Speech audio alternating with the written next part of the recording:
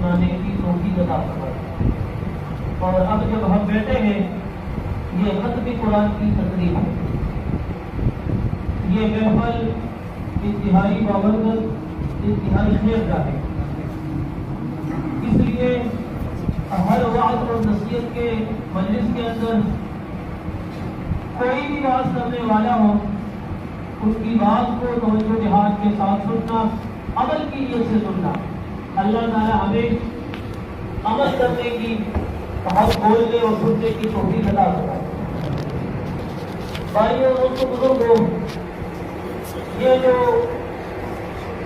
حافظ صاحب نے ہمیں مطلع سنایا، شروع سے لے کر آخر تک ہم نے ان سے قرآن کریم سنا، اس کے پیچھے بہت بڑی محنت ہے۔ قرآن شریف کو